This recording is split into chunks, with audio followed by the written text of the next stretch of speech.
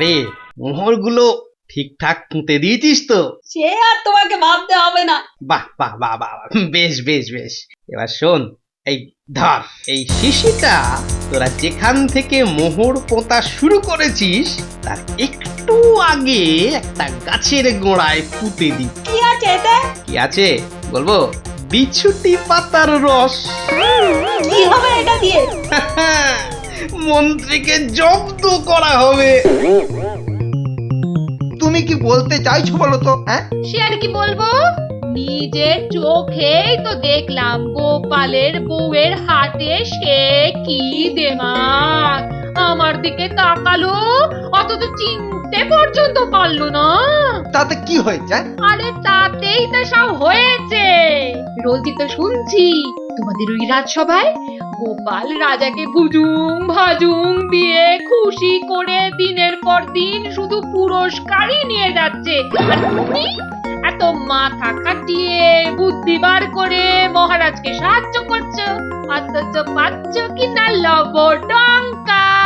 আর তাতেই দেমাকে গোপালের বউয়ের মাটিতে পাই পড়ছে না। তাহলে এবার শুধু দেখে যাও আমার বুদ্ধির খেল। তোমাকে তোমাকে একটা কাজ করতে হবে। কি কাজ?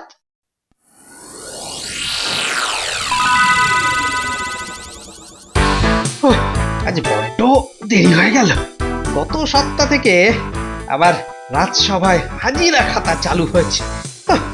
ওরে বাবা, মাসে মাসে 3টে লাল দাগ পড়লে 2 টাকা মাইনে থেকে কাটা। বেটা বেটা সব ওই ষড়যন্ত্রী মন্ত্রীর বুদ্ধি। বাপরে বাপ। গোপাল কি তাড়াতাড়ি হাঁটে রে বাবা, তাল মেলানো যাচ্ছে না। কিন্তু পিছিয়ে পড়লে চলবে না। না, বউয়ের কথা বলে কথা, হ্যাঁ, অমান্য করলে চলে? হ্যাঁ, গোপালের প্রত্যেকটা হাঁটা চলা ভালো করে নজর রাখতে হবে। হ্যাঁ। একই গো গোপাল দাদু, তুমি ছুটছো কেন? এই, এখন এখন কোনো কথা নয়, রাজসভায় পৌঁছতে অনেক দেরি হয়ে যাবে।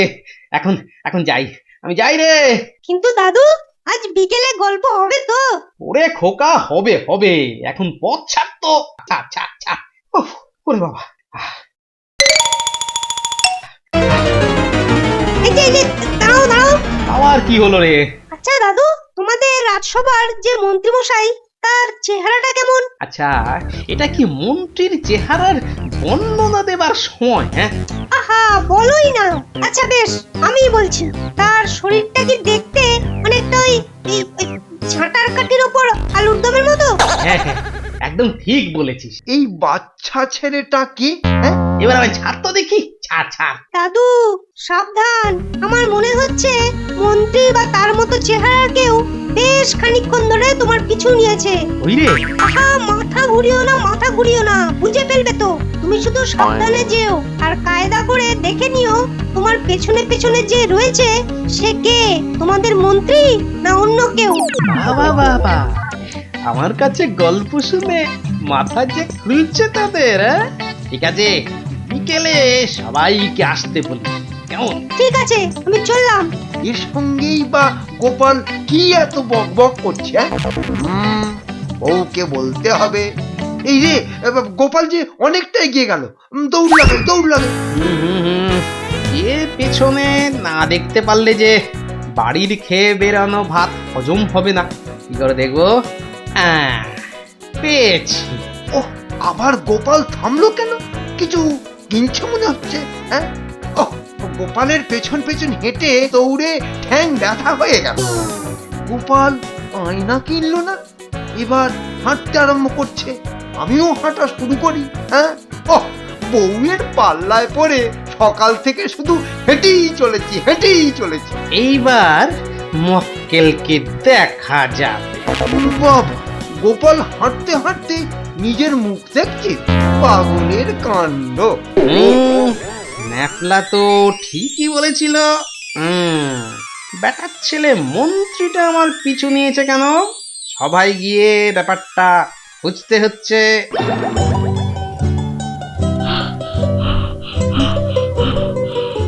এ কি মন্ত্রী, তুমি তো তোমার জীব অর্ধেক বার করে সভায় ঢুকছো। হ্যাঁ, সকাল সকাল কি দৌড়ঝাঁপ করে আসছো নাকি? না মহারাজ, একটু গোয়েন্দাগিরি করে এলাম। কেন কেন এই রাজ্যে কি চোর বদমাইশ বেড়ে গেছে যে তোমাকে মন্ত্রীগিরি ছেড়ে গোয়েন্দাগিরি করতে হবে? না মহারাজ, এমন এখানে অনেকে আছে যারা শুধু গুলগাপ্পা দিয়ে আপনার থেকে টাকা পয়সা পুরস্কার এসব নিয়ে যাচ্ছে। তাই নাকি? তাদের ধাপ্পাবাজি ধরার জন্য সকাল থেকে অনেক কসরত করলাম। আচ্ছা, সেই জন্যেই সকাল থেকে আমার পেছন পেছন লেগে থাকা। এসব কাজে মহারাজ শিকারকে টোপ দেখাতে হয়, আর তার জন্য সময় লাগে। হ্যাঁ, দাঁড়াও বেটা মন্ত্রী, টোপ তো আমি দেখাবো। বেশ বেশ, সময় তুমি নাও না, কিন্তু তুমি যদি ধাপ্পাবাজ ধরতে পারো তাহলে আমি ওই ধাপ্পাবাজদের যা দিয়েছি তোমাকে তার না না না না না 4 গুণ বেশি পুরস্কার দেব। মহারাজের জয় হোক। আর মহারাজ, মন্ত্রী যদি না ধরতে পারেন তাহলে? আহ গোপাল, এটা আমার আর মহারাজের মধ্যে কথা। এখানে শুধু শুধু তোমার মোচা নাক আর গলিও না তো। নাক আর না গলিয়ে উপায় আছে? কেন কেন কেন গোপাল? আসলে মহারাজ, ওই এসব ভাই পুরস্কার টুরস্কার বেশিরভাগ তো এই ওই বেটে খাটো ভুঁড়ি বাবা গোপালের কপালেই জোটে। তাই বলছি, যদি আমি ধাপ্পা জোচ্চুরি করে আপনার থেকে টাকা পয়সা হাতিয়েছি, এটা গোয়েন্দাগিরিতে প্রমাণিত হয়, তাহলে আমার বোচা নাক আর বোচা কেন থাকবেই না মহারাজ। তাই বলছি যে বুঝলাম, ঠিক আছে, মন্ত্রী তার মন্ত্রীগিরিতে তো এখন অব্দি ডাহা ফেল। এখন দেখি উনি গোয়েন্দাগিরিতে পাশ করতে পারেন কিনা। পাশ করতে পারলে তো পুরস্কার আগেই বলেছি, আর মন্ত্রীগিরির মতো ওই গোয়েন্দাগিরিতেও ফেল করলে বেশি না, ওই খান 50 ডন আর খান 100 বৈঠক দিতে হবে। আর তখনও জীব অর্ধেক না বেরোলে এই প্রাসাদের চারদিকে 50 বার তো পাক দিতেই হবে। এ তো উল্টো ফেঁসে গেলাম। হ্যাঁ, না না, রাতে বউয়ের থেকে আবার বুদ্ধি ধার করতে হবে। হাসির রাজা, জ্ঞানের রাজা, রসিক রাজা।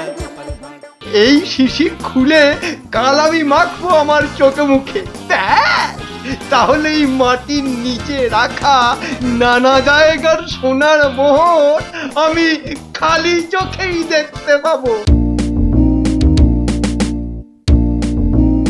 এই গোপাল দাদু আসছে। আমার কেন জানি না মনে হচ্ছে আজ গল্প হবে না। হঠাৎ তুই এই কথা বললি কেন? না, এমনি মনে হলো তাই বললাম। ন্যাপলা, কথা গড়াবি না কিন্তু। ওই তো গোপাল দাদু এসে গেছে। দেখ না গল্প হয় কিনা আজ। এই শোন তোরা, শোন, রোজ তো গল্প হয়, আজ একটু অন্য কাজ করতে হবে, বুঝলি? কি কাজ? বুঝলি ন্যাপলা, তোর সকালের কথাটাই সত্যি। এবার এই মন্ত্রীকেই ফাঁদে ফেলতে হবে, বুঝলি?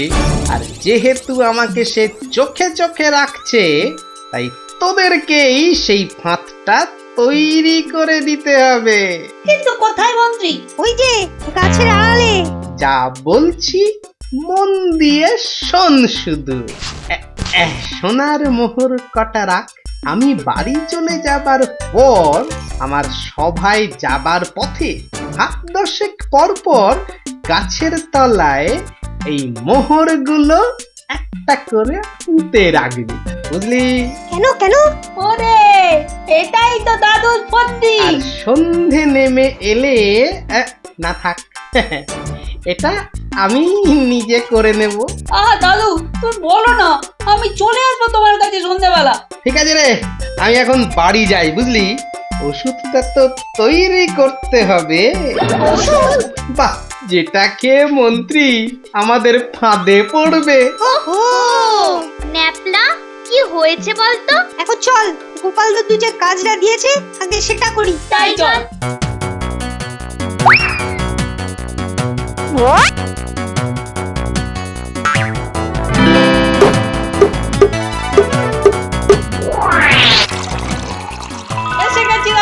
আরে মোহরগুলো ঠিকঠাক পুঁতে দিয়েছিস তো? সে আর তোমাকে ভাবতে হবে না। বাহ বাহ বাহ বাহ বাহ, বেশ বেশ বেশ। এবার শোন, এই ধর এই শিশিটা তোরা যেখান থেকে মোহর পোঁতা শুরু করেছিস তার একটু আগে একটা গাছের গোড়ায় পুঁতে দি। কি আছে এতে? কি আছে বলবো? বিছুটি পাতার রস। কি হবে এটা দিয়ে? মন্ত্রীকে জব্দ করা হবে।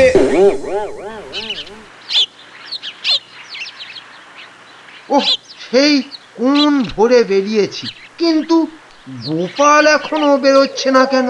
হ্যাঁ, দুর্গা দুর্গা দুর্গা দুর্গা, মা মা গো, তুলে নিও, নইলে সোনার মোহর পাইয়ে দিও মা গো। যত সব বুঝরুক, এবার গোপালের পিছনি।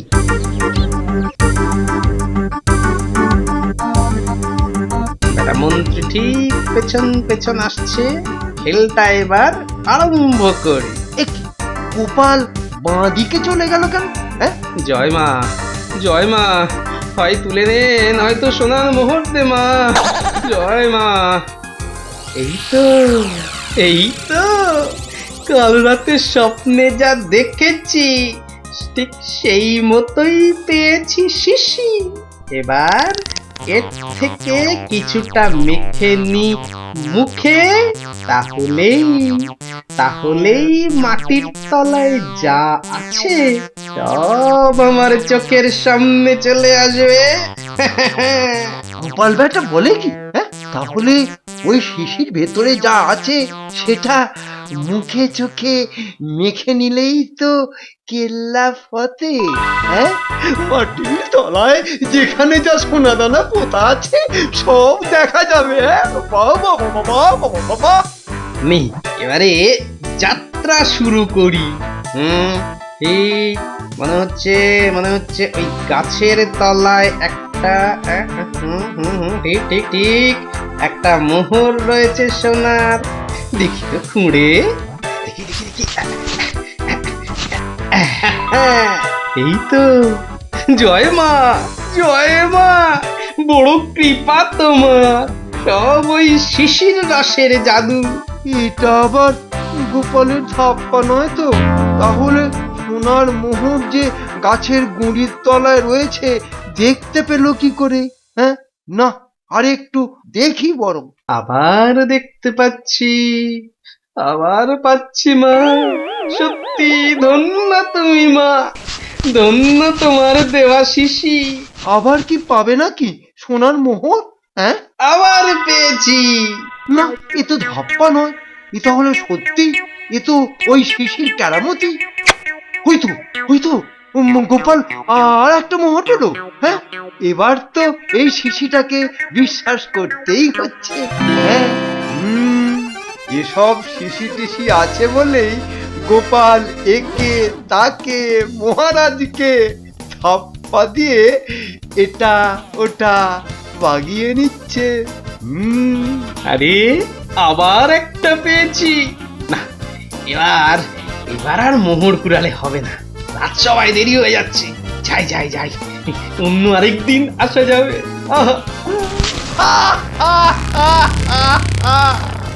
যাও যাও, রাজসভাতেই যাও, কিন্তু গোপালের ওই শিশি এখন আমার হাতে। এই শিশি খুলে কাল আমি মাখবো আমার চোখে মুখে। তাহলে এই মাটির নিচে রাখা নানা জায়গার সোনার মোহর আমি খালি চোখেই দেখতে পাবো।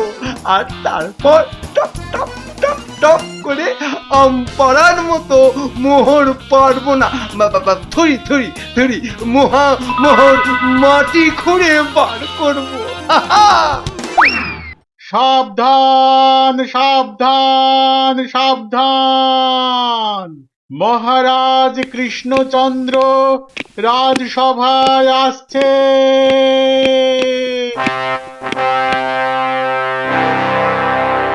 কি হলো মন্ত্রী, তুমি এরকম হাঁপাক হাঁপাক করছো কেন?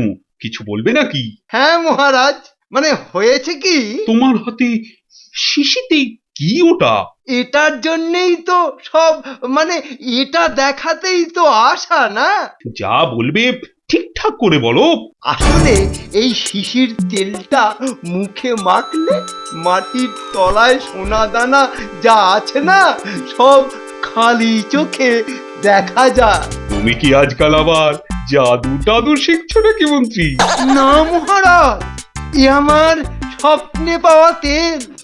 বেটা যা শুনেছে সব একেবারে উগরে দিচ্ছে। তার কথা না বাড়িয়ে তেলটা মেখেই দেখাও।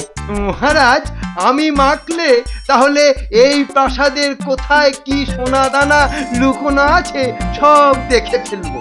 তাই বলছিলাম যে আপনি নিজে মাখলেই সব থেকে ভালো হয়। তাই তো, ঠিকই বলেছো। দাও দাও তাহলে তেলটা। এই রে, এই যে ঘটনা অন্যদিকে ঘুরে যাচ্ছে। মহারাজ, মনে হয় মন্ত্রী মশাইয়ের রাতে ভালো ঘুম হয়নি, পেট গরম হয়েছে, আর তাই এই অবাস্তব কথাবার্তা বলছেন। গোপাল, মুখ সামলে কথা বলবে কিন্তু। হ্যাঁ, আমি নিজে স্বপ্নে দেখেছি। হ্যাঁ, আগে ওই স্বপ্ন তো আপনি দেখেছেন, আমরা তো আর দেখিনি। এই কথা, এই কথা। আচ্ছা, ঠিক আছে, তবে আমি নিজে মেখেই দেখাচ্ছি এই তেলের ক্ষমতা। হ্যাঁ,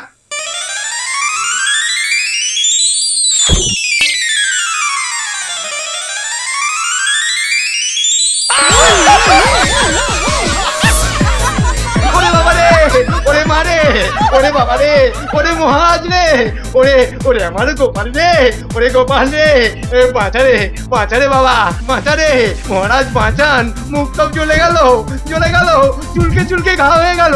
ওরে আমার গিন্নি রে, বাঁচাও গো, মুখ আমার আর থাকলো না গো, থাকলো না। ওরে আমার গিন্নি রে।